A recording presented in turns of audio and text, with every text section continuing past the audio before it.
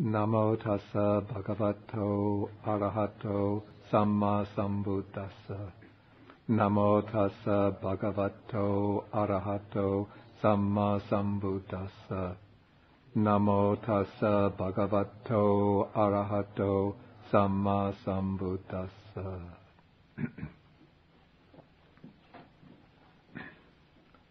Okay, over the previous 6 weeks, we examined several of the accounts in the suttas in the Majjhima Nikaya of the Buddha's quest for enlightenment and of his attainment of enlightenment. And after he attained enlightenment, he began to teach. He began with the 5 ascetics who had been his former attendants, and then gradually his teaching started to spread out over wider circles in northeast India. And after his enlightenment, he observed a regular annual routine for 8 or 9 months of the year, together with large numbers of monks and later nuns. He would wander over the highways and pathways of India, stopping at different towns, villages, hamlets, in order to teach the Dhamma to people. And then during the 4 months of the Indian rainy season, which extends from early July till early October, he, together with the monastic community, would settle in a fixed residence because it was difficult to travel during the time of the rains. And in this sutta, which we're going to study today, we encounter the Buddha in the course of his teaching career. And I chose this sutta as the beginning point for our discussion of the Buddha's teachings because I think it provides a very suitable entryway into the teaching. This sutta and the one we will take starting next week. They show what I would consider the proper approach to take in getting access to the teaching.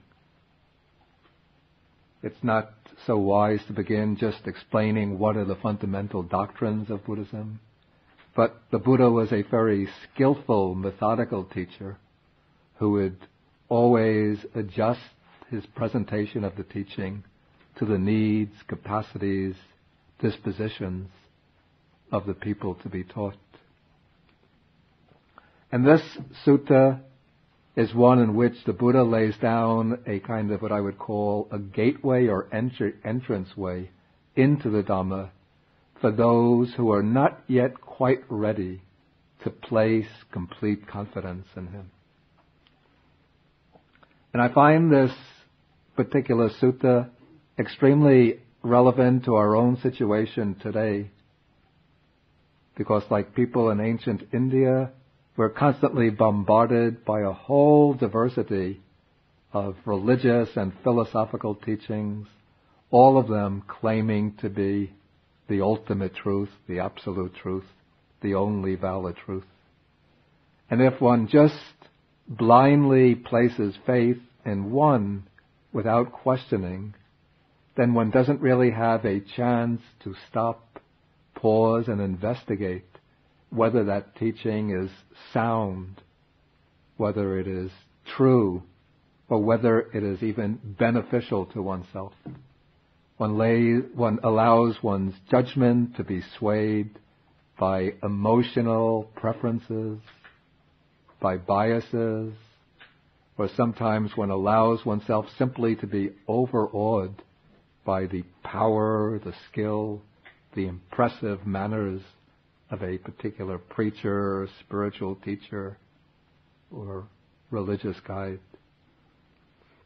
I remember during the late 1960s, when I was that time, it was before I went to Asia to become a monk, and I was living in Los Angeles, and these were the days when Eastern or Asian spiritual teachers were starting to find out that the United States is a very profitable field to invest in.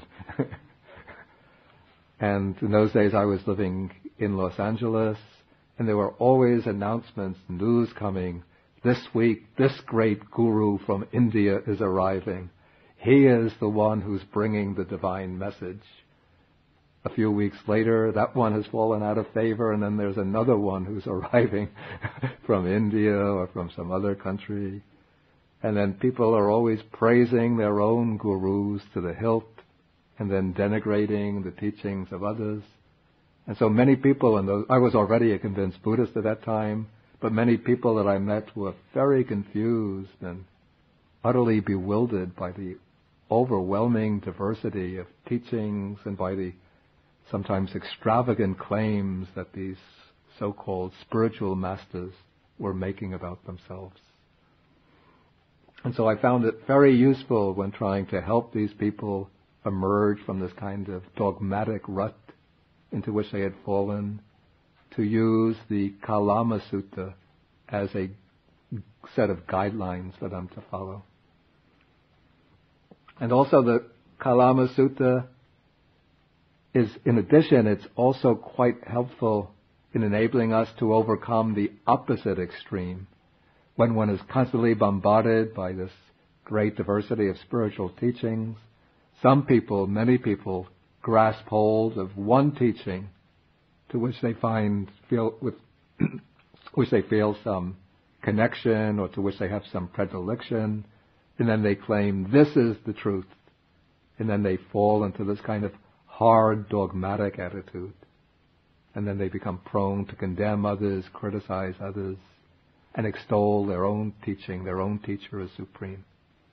The opposite extreme from that is that when people are subjected to so many different teachings, then they just give up on all hope of finding any spiritual teaching to follow, and just become convinced that they're all a lot of frauds, they're all a lot of humbugs, and then they fall into the opposite extreme of skepticism or even cynicism.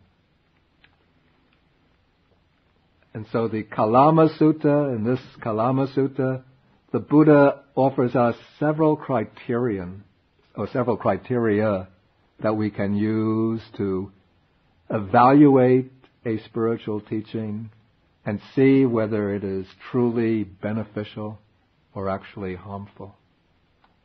And by using these criteria, then we can select a spiritual teaching, or at least some principles to use to order our lives, principles which will be beneficial to ourselves and to others. Now the Kalama Sutta is also, it's a very popular sutta in Buddhist circles and amongst Buddhists, the propagandists for Buddhism, and often it's held to be the sutta which shows that you can be a Buddhist and still believe anything that you want, because this sutta tells you that you shouldn't rely on any external authorities. So if that's the case, why rely on the Buddha? Just rely on oneself. And so some people, quite a number of people these days, devise all sorts of ideas in their own mind, and they think that because these ideas, in their view, are good and wholesome, therefore this must be authentic Buddha Dharma.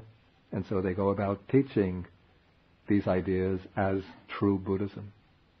This also is a wrong point of view which arises from a misinterpretation of this sutta.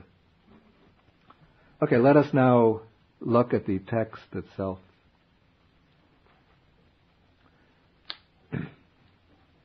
The sutta begins when the Buddha is wandering on tour together with a large company of monks, and he arrives at a town named Kesaputta. This town was inhabited by people who are called Kalamas.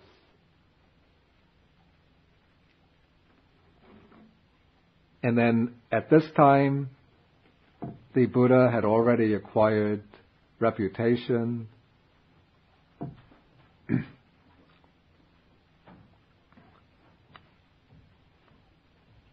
The Buddha had already acquired a reputation as a very highly accomplished spiritual master.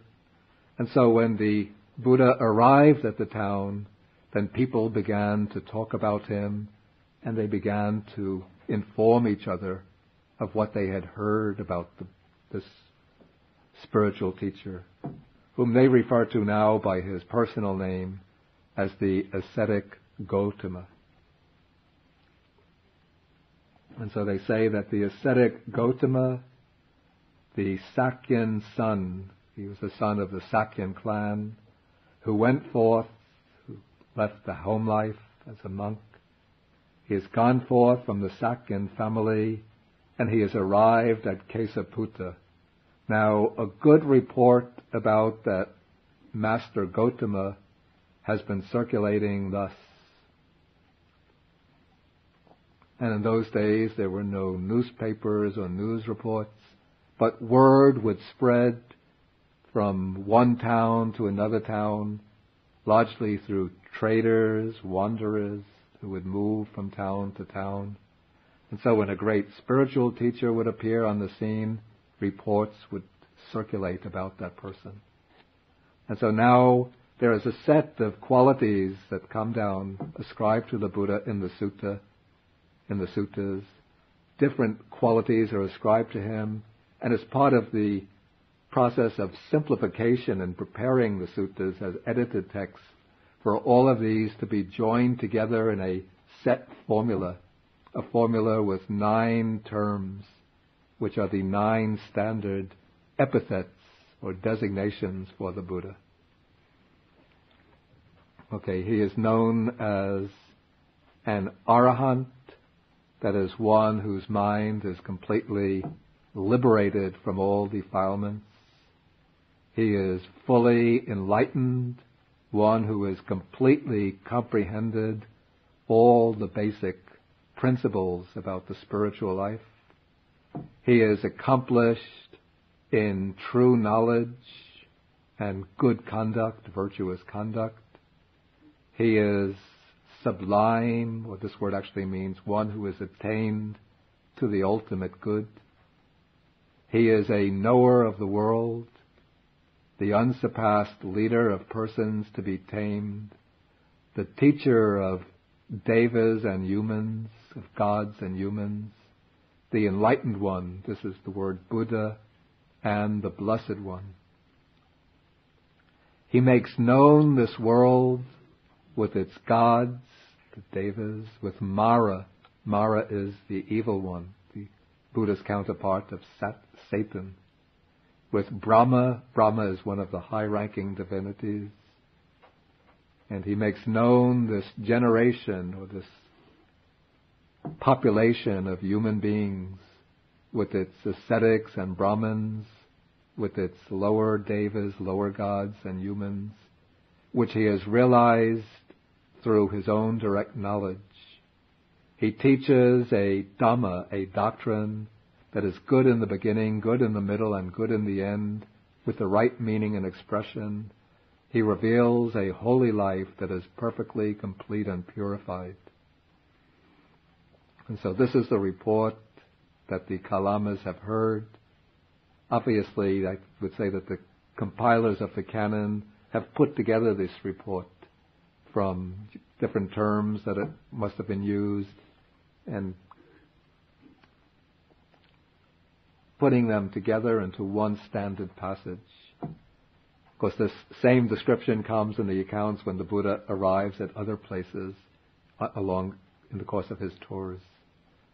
Okay, and so now they decide to visit the Buddha.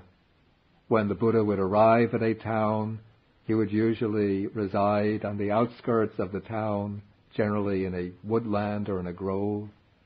The monks would spread clothes, cloths, and they would stay there for the night, sometimes for several days, living in the outdoors, going for alms food into the town or village for their single meal of the day. And so now the Kalamas approach the Blessed One, and then there's a difference in the way they greet the Buddha. These would be people who have already perhaps developed strong confidence in the Buddha. They come, or at least they know the proper etiquette when meeting a spiritual teacher, and so they come and they bow down to him as a way of paying homage to him, and then they sit down. Some come up and politely exchange greetings with him, and then sit down. Some do the routine Indian way of showing respect by saluting with the joined hands. And then there are some who must be the cynics, the skeptics, those who are maybe dubious about all of the reports about these so-called spiritual masters. They just keep silent and sit down, thinking, what does this fellow have to say? Okay, and after they take their seats, then they tell the Buddha about a particular problem that they've been facing. Okay, they say that there are some ascetics and Brahmins who come to Kesaputta. And according to the commentary, the town or village of Kesaputta was located at the edge of a forest. And so when groups of ascetics would come, some would be coming out from the forest, emerging after having entered the forest from the other end, traveling through the forest on the course of their wanderings. They would come and stop in Kesaputta, spend a few days there before traveling on. Other ascetics who would be moving in the opposite direction, who would be heading through the forest, would come and they would spend a few days in the town before entering the forest and traveling on. And so many ascetics and Brahmins would pass through this town as they were about to pass through the forest. And so some ascetics and Brahmins explain and elucidate their own doctrines, but then they disparage, debunk, revile, and vilify the doctrines of others. But then other ascetics and Brahmins come to Kesaputta, and they will knock down, disparage, debunk, revile, vilify the doctrines of the previous group that had passed through, and then they will praise their own doctrines. Say, if you want to gain heaven, you have to believe our doctrines. If you want to gain enlightenment, you have to follow our way of practice. And so now the Kalamas were completely confused because these teachers, these different teachers, would teach things which were quite contrary to each other. Each would be contradicting the claims and doctrines of the others. And so the Kalamas say, for us, there is perplexity and doubt as to which of these good ascetics speak the truth and which speak falsehood.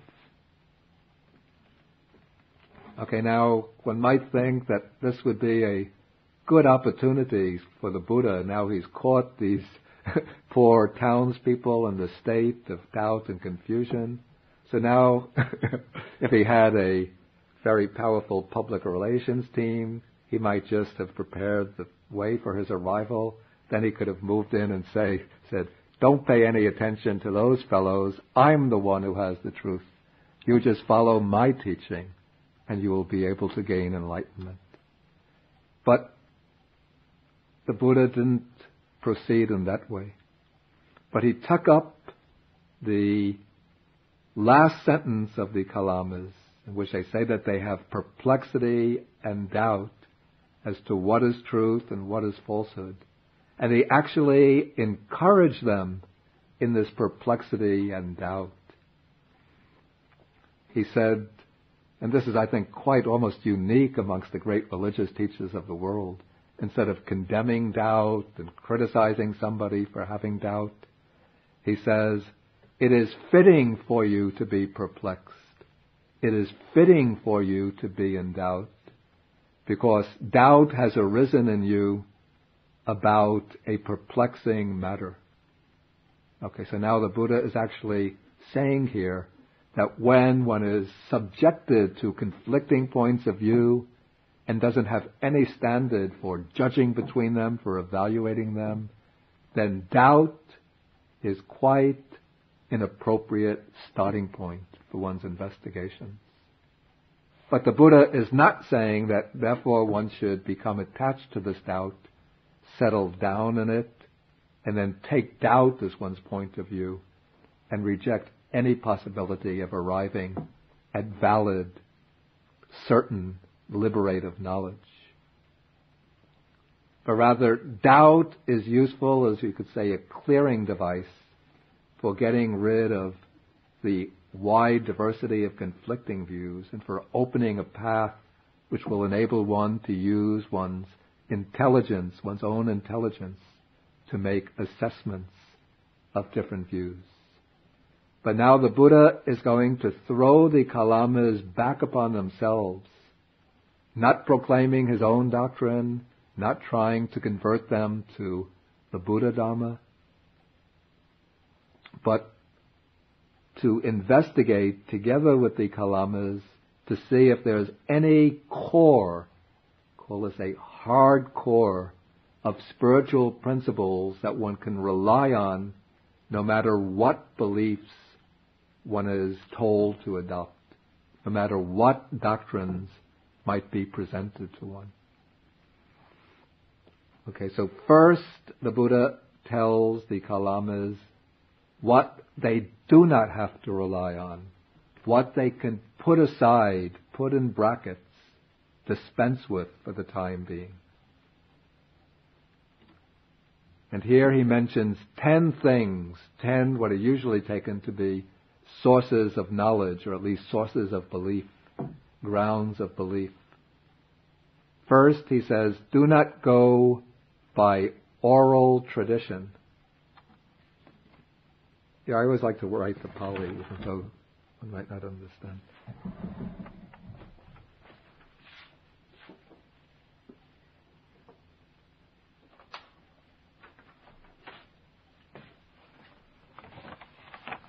Okay, the 10 grounds actually fall into three groups. The first consists of 4 items which are kinds of authority. You call these external authorities. One is oral tradition. This is anusava. This was particularly the basis of authority for the Brahmins. The Brahmins believed that the Vedas were sacred, revealed teachings, and so they passed down the Vedas orally from generation to generation. And so the Vedas were a kind of oral tradition upon which they relied as the basis for truth, for understanding the nature of the universe and of our place in the universe. Another ground of belief is lineage. This is parampara, which means param is other, from one to another. So here it's a lineage of teachers. So we get some belief, some doctrine. People say, this is valid, this is true. What is the reason? These are the special teachings of our lineage. And we have to adhere to the teachings of our lineage. We can't question them, can't doubt them. They are absolutely inviolable truths.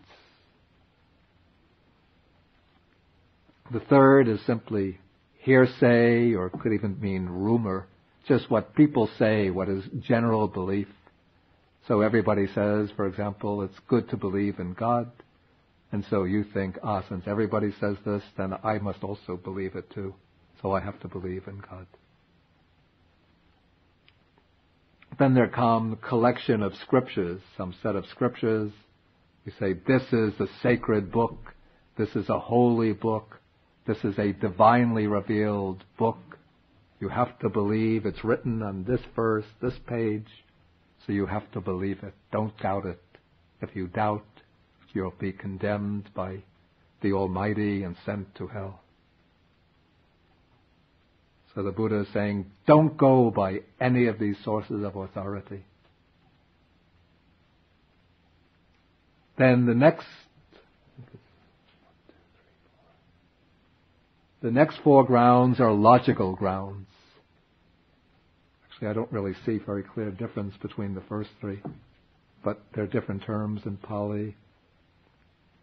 The first, taka hetu, we could say, is logical reasoning, just using a kind of rationalistic deduction. This is the way systems of philosophy are generally created.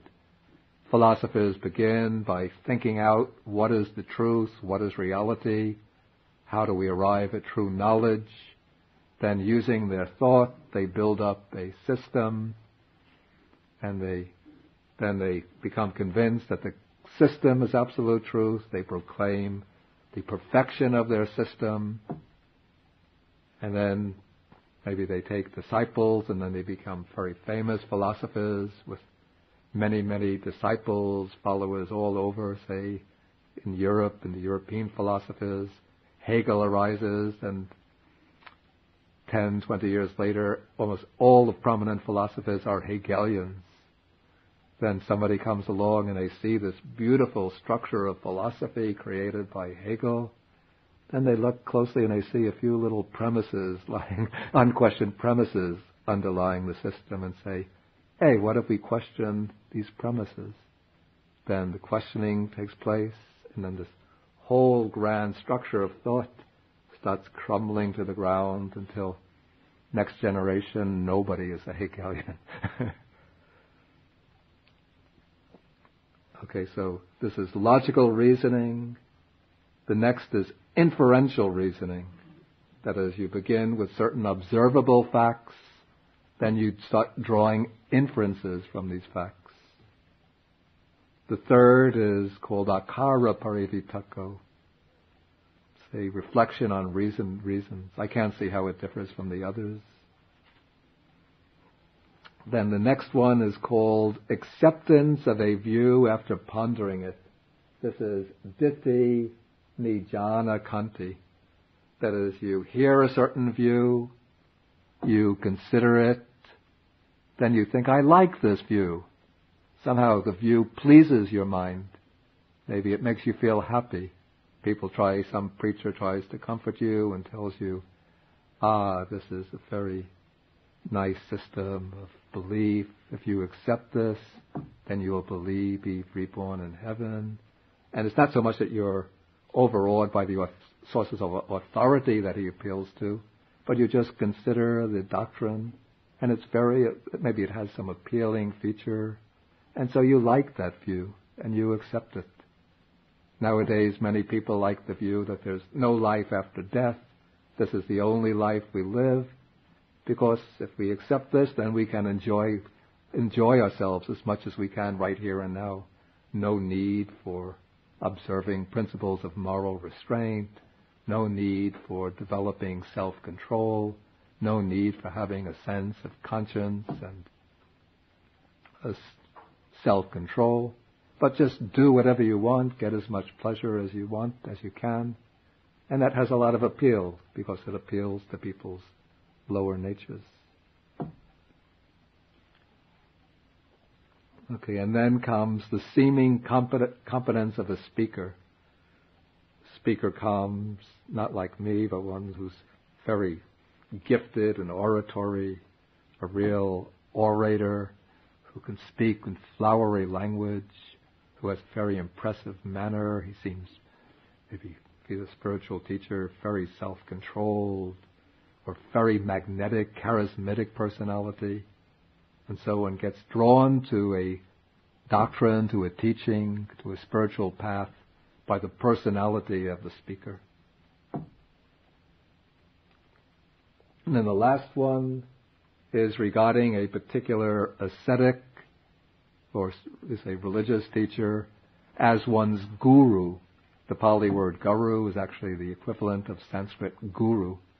And so you think, my guru teaches this, so it must be true. I won't question or doubt what the guru teaches. Everything is the guru. Have to depend on the guru. Our guru said this. Guru says that.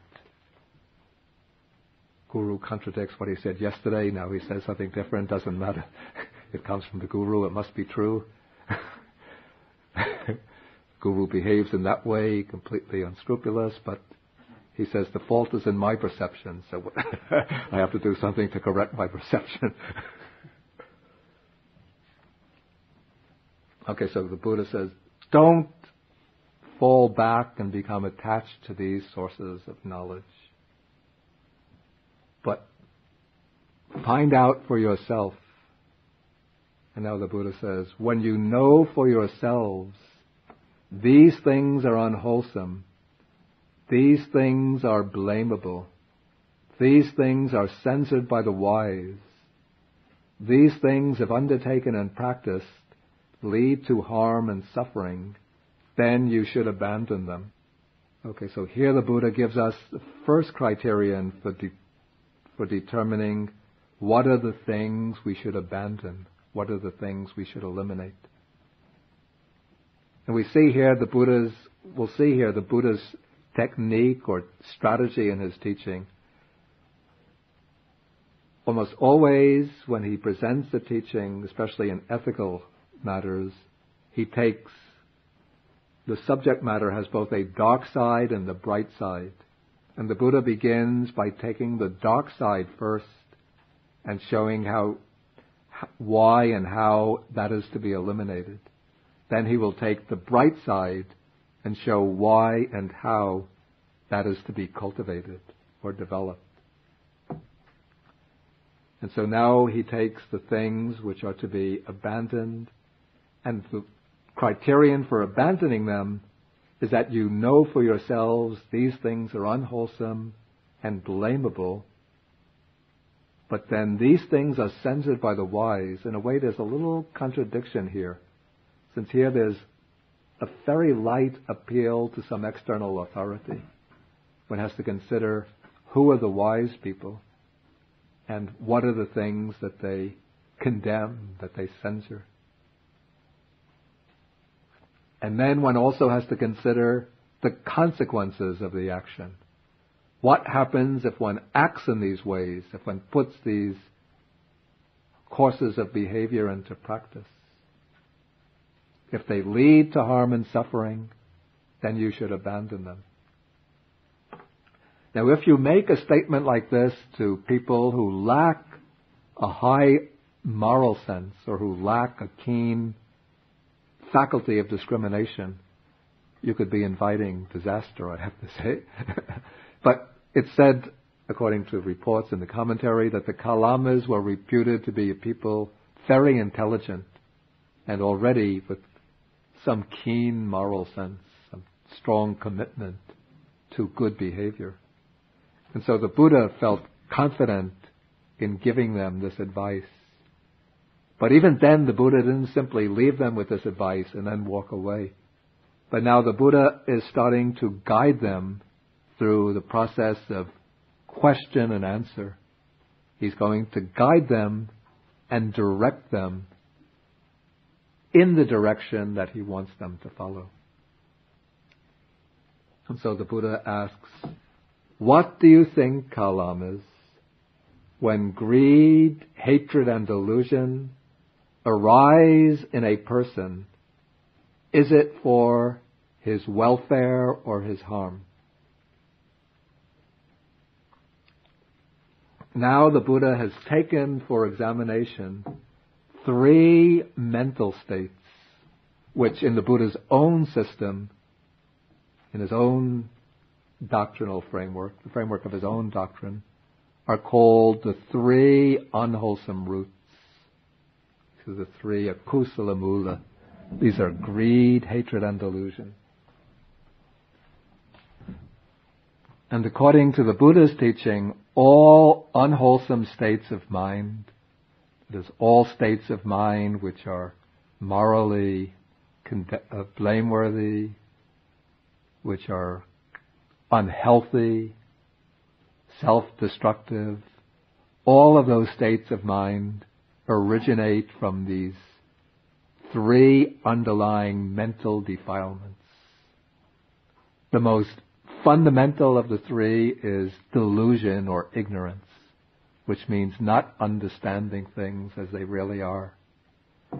And because we have this delusion or ignorance, when we are exposed to things which are pleasant, enjoyable, delightful, then we latch onto them, become attached to them, and seek to hold on to them, to acquire more of them, more and more pleasant experiences, or to build up accumulations of things we enjoy, things that give us pleasure and delight.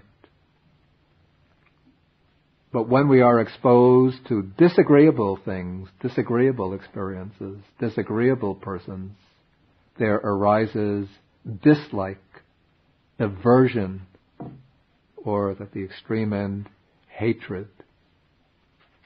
And so in this way, greed, hatred, and delusion are the three fundamental defilements. And from these three there will arise and branch out many secondary defilements. The Buddha's suttas mention some 16 secondary defilements, like jealousy, selfishness, anger, pride, arrogance, conceit, laziness, competitiveness, presumption, rivalry, negligence, and so on. And if you look, where are these different defiled states coming from? They come at the deepest level from greed, hatred, and then at the bottom of it all, delusion or ignorance. And so here the Buddha doesn't take the investigation very deeply, but he just considers how a person behaves under the influence of greed, hatred, and delusion. And so he says, a person who is greedy, hating, and deluded, overpowered by greed, hatred, and delusion, his thoughts controlled by them, will destroy life, take what is not given, engage in sexual misconduct, and tell lies. And he will also prompt others to do likewise. Will that conduce to his harm and suffering for a long time? And the Kalamas say yes.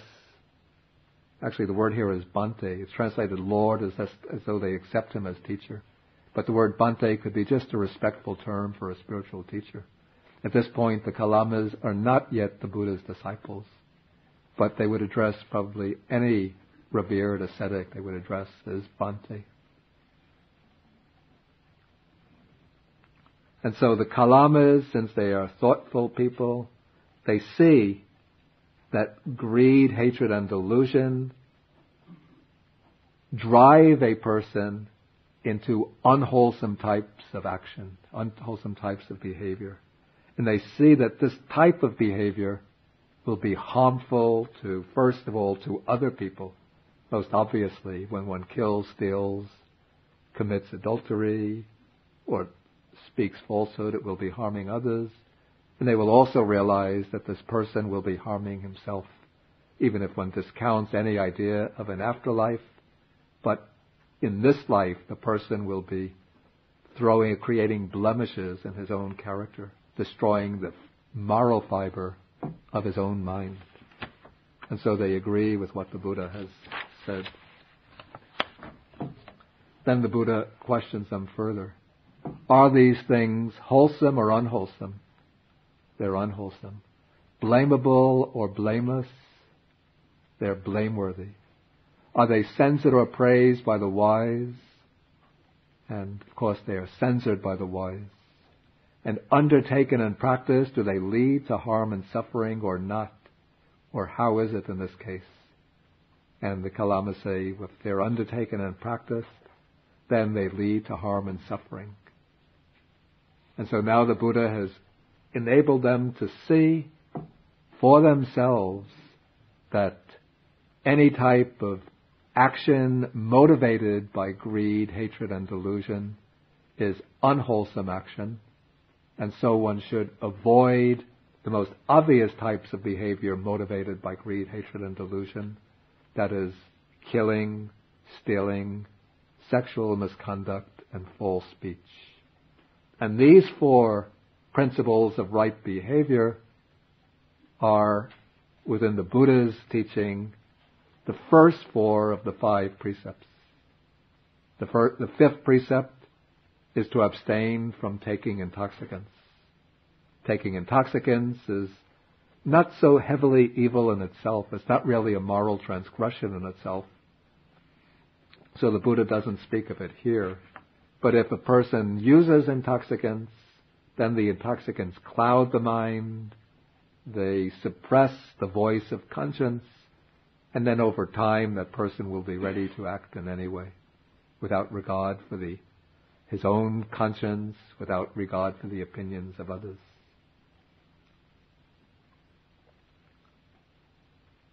So now the Buddha has led the Kalamas to see what are the unwholesome things to be avoided, what kind of unwholesome behavior should be avoided. And since this behavior springs from greed, hatred, and delusion, he also enables the Kalamas to understand that the practice of the spiritual life has to revolve around some attempt to overcome, to restrain, and eventually to eliminate greed, hatred, and delusion. And so the Buddha concludes, for this reason we said, do not go by oral tradition. That is, you don't have to rely on any external source of authority, on any type of abstract reasoning, any impressive gurus, but just examine for yourself and you can see the need to overcome, to eliminate these unwholesome states of mind, greed, hatred, and delusion, and to control one's behavior, to adopt certain principles of restraint, of moral restraint. Okay, then the Buddha repeats the same statement about not relying on oral tradition. Then he says, when you know for yourselves these things are wholesome, these things are blameless, these things are praised by the wise, these things, if undertaken and practiced, lead to welfare and happiness, then you should engage in them. Okay, now the Buddha comes to what's called the bright or positive side of the teaching, to show the things that one should practice, the things one should engage in.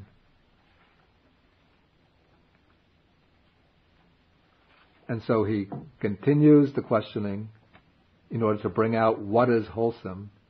He says, what do you think, Kalamas, when non-greed, non-hatred, and non-delusion arise in a person, is it for his welfare or happiness? And they say for his welfare. And now the words here used seem to be negative words. Non-greed, non-hatred, non-delusion. But it doesn't mean that these are negative states. This is just a characteristic of the Indian way of speaking. Peculiar feature of the Indian mind is to indicate positive states as the negation of undesirable or negative states. And so we have here 3 qualities. Lobha is the opposite of greed. So positively it is everything which is counter, which is the opposite of greed, everything which is contrary to greed. It includes especially generosity, self-sacrifice, readiness to give to others, to help others, the wish to benefit others. And it also includes detachment, renunciation, simplicity of life, contentment with little, freedom from the grip of materialistic desires. Then what's called a dosa, non-hatred or non-aversion, is everything positive that's the opposite of hatred. It includes loving kindness, the wish for the well-being and happiness of others, compassion, the sense of identification with those in states of suffering, It includes patience when provoked by others, patience in difficult conditions, equanimity in the face of changing conditions of life, not being perturbed and upset when things go contrary to one's desires. And then the third wholesome root, amoha, is literally non-delusion, but positively it is wisdom, true knowledge, insight, understanding.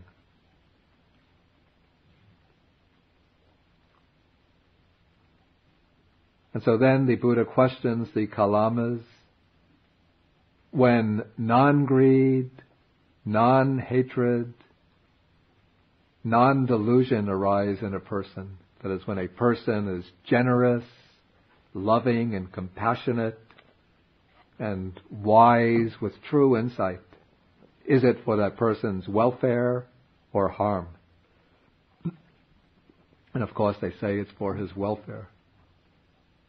And then the Buddha continues to show the argument. He says, a person who is without greed, without hatred, without delusion, not overpowered by greed, hatred, and delusion, not controlled by them, will abstain from the destruction of life. He abstains from stealing, from taking what is not given, abstains from sexual misconduct, and from false speech. And also he will prompt others to do likewise. That is, this person is living not only for his own welfare, but for the welfare of others. He tries to encourage others to behave in virtuous ways. And will that conduce to his welfare and happiness for a long time? And the answer is yes. Again, even if one puts in brackets, lays aside the question of an afterlife, but if a person lives with a mind undisturbed by greed, hatred, and delusion, that person will be peaceful and happy under any conditions. If the person leads an ethical life, then he will be respected, admired by others.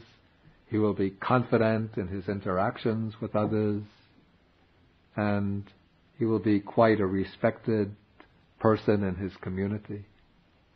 And he will be able to contribute to the welfare of society, and he will be able, if he's a family person, to maintain a good, wholesome family. And so all of these results flow from right here and now. Visibly, they can be seen to flow from the mind which is without greed, hatred, and delusion.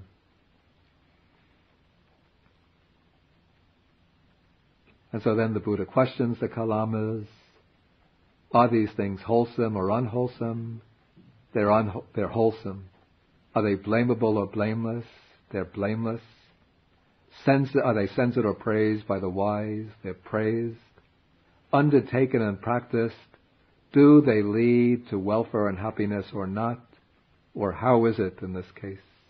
And the kalamas say, if they're undertaken and practiced, then they lead to welfare and happiness. And so it appears to us in this case.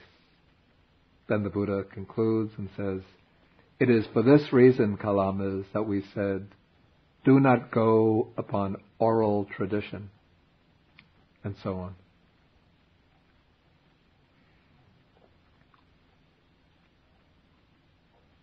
I think I'll try to finish the sutta, even though it might mean going a few minutes over the deadline.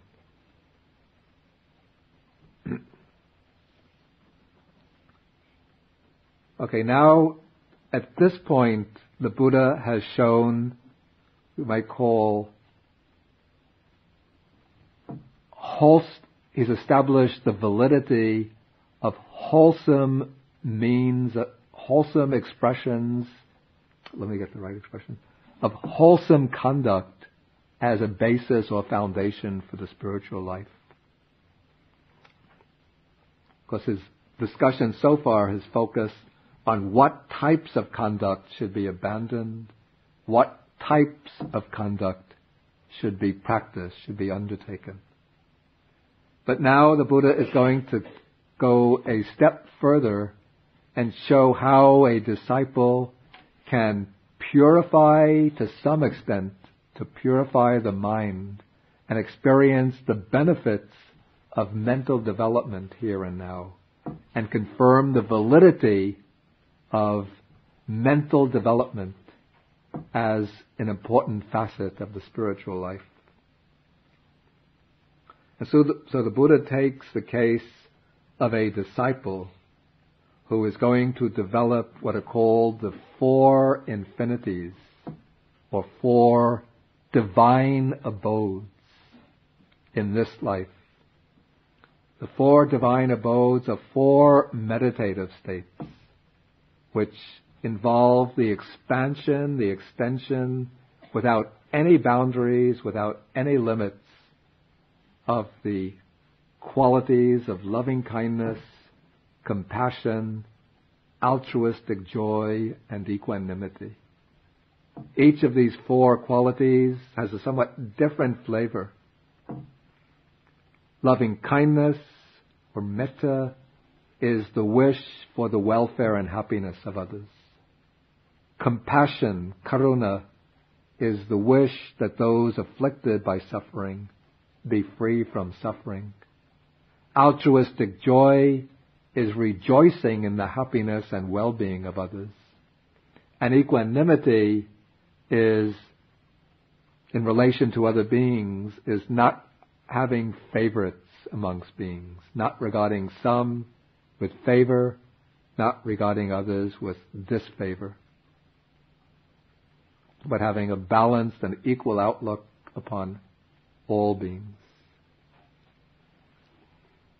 And so, in his meditative practice now, the disciple whose mind is devoid of covetousness, of greed, of ill will, of confusion, clearly comprehending and mindful, first he pervades 1/4 of the world with a mind of infinite loving kindness. Then the 2nd quarter, the 3rd, and the 4th, until he extends this loving kindness throughout the whole world, embracing all sentient beings without any enmity or ill will. Then he develops the same infinite, unbounded state of mind, using compassion, then altruistic joy, then equanimity as the meditation subject.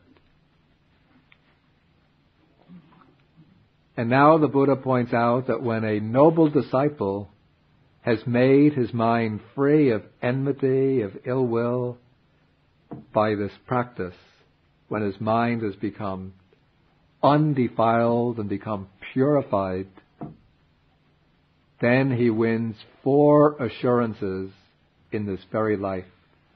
And now the Buddha relates this to the question of whether there is a life after death or not. Because this seems to have been the problem that was disturbing the Kalamas, whether there is any existence after death. Within the Buddha's system, rebirth is taken as a fundamental doctrine. But the Buddha is not at this point trying to impose his own teaching upon the Kalamas, but just trying to show them that whether there is another life or not, this practice of developing boundless loving kindness, compassion, altruistic joy, and equanimity is beneficial enough right here and now to use it as a foundation for one's spiritual development. So, after developing these 4 boundless states, the disciple reflects, if there is another world, and if it is true that good and bad karma, good and bad deeds, bring results in the future life, then it's possible, even likely, that with the breakup of the body after death, I will arise in a good state, even in the heavenly world. If somebody is observing wholesome action, and he has infinite love and compassion, but he doesn't want to believe in this particular version of God, doesn't want to believe this particular sacred scripture, doesn't want to believe this doctrine about some divine messenger?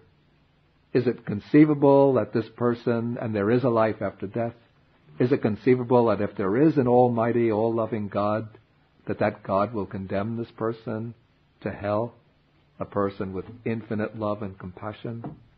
No. But it's almost certain that if there is such a God, He will bring this person to heaven.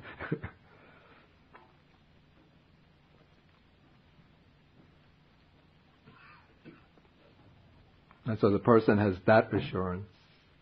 The second assurance is that even if there is no other life, no other world, no life beyond death, and if there's no principle that good and bad actions bring fruits in another life, still, right here and now, I live happily, free from enmity and ill will. One has the assurance that first, when one undertakes these practices, the mind becomes very radiant, bright, pure, and blissful.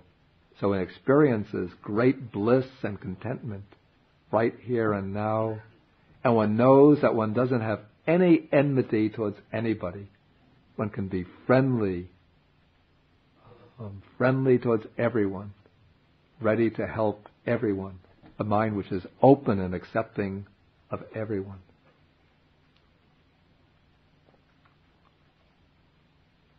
And so then the third assurance he has is that suppose evil comes to an evildoer. That is, suppose there is some life after death, and it's true that somebody who does evil will reap suffering and misery in some state after death. But he has the assurance, since I don't intend evil for anyone, then how can suffering afflict me? Since I'm not doing any evil deed, I'm not creating any evil karma, and so if there's a life after death, then it's impossible for my behavior to lead me to some evil destination in the next life. And then the fourth assurance he has is that suppose that evil doesn't befall the evildoer. That is, suppose that there is only this life and no life after death. And so those who do evil, in a sense, you could say they get away with their evil deeds. But even though they get away with them in the next life, but they still have to suffer in this life. Because by doing evil, they create misery for themselves, misery for others. They're blamed and condemned by others, regarded as outcasts of society. But here he has the assurance that he sees himself purified in both respects. That is, he won't suffer in the future life because, according to this hypothesis, there is no future life. And he's not suffering in this life since he reaps all of the benefits of leading a moral life based on the development of infinite love and compassion. And so the Buddha then concludes that when the noble disciple has thus made his mind free of enmity, of ill will, uncorrupted and pure, he has won these four assurances in this very life. Then the kalamas, they repeat the Buddha's saying, and then they applaud his teaching and say, "Excellent, excellent, Venerable Sir," and then they become his disciples. They go for refuge to him.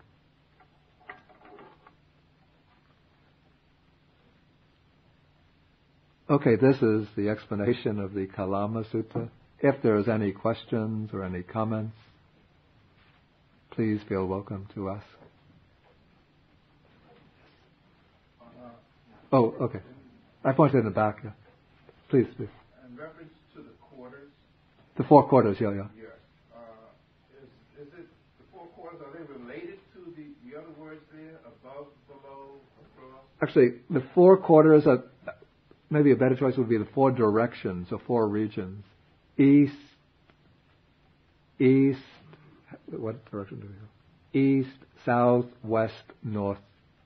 So those are the directions horizontally Then there are the vertical directions, upward, downward. Those are the 6 main directions. Sometimes intermediate directions are given, so we get 10 directions. Is that clear? Well, yep. In reading it, I came to the conclusion that, first of all, when we talk about dwelling, that in fact we're talking about meditative state. Yeah. And was trying to make some sense of the quarters. Yeah.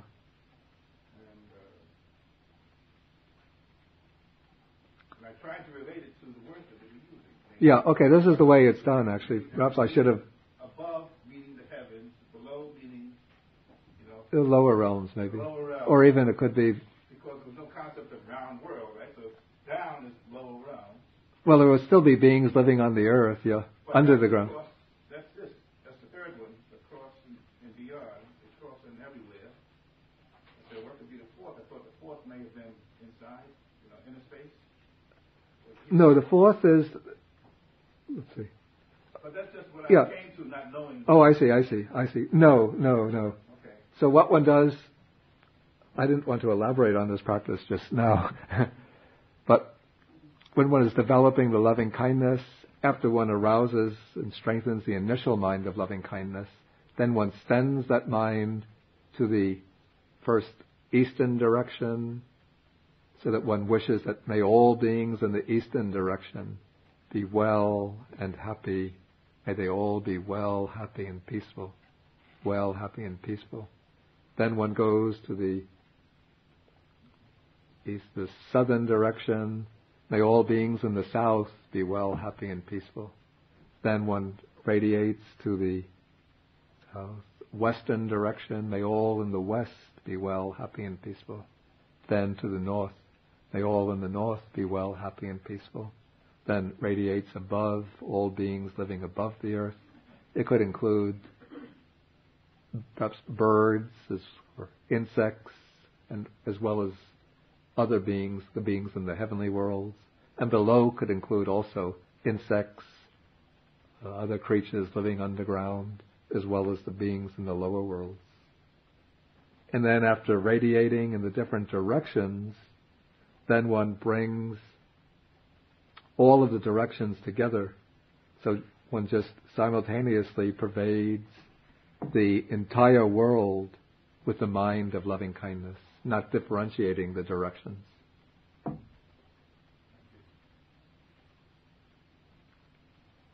Okay, you had a question here.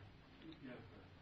I'm missing a critical junction here. Yeah. In paragraph 3, the Buddha says, he gives 3 categories broadly. Yeah. That people shouldn't accept: tradition, logic, and guru worship. Yeah. But then in paragraphs 4 and 7, he gives the negative and positive for ways to approach what to believe. And the phrase that catches me is when you know for yourself. Well, how do we know for ourselves outside of the frames of reference of tradition, logic, and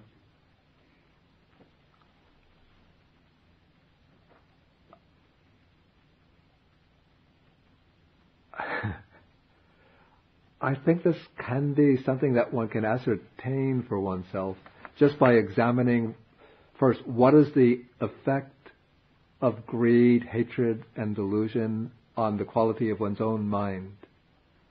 Okay, even without depending upon anything that comes from external authorities like scriptures or some lineage of teachers, without having to reason or draw inferences or depend upon what some impressive teacher says.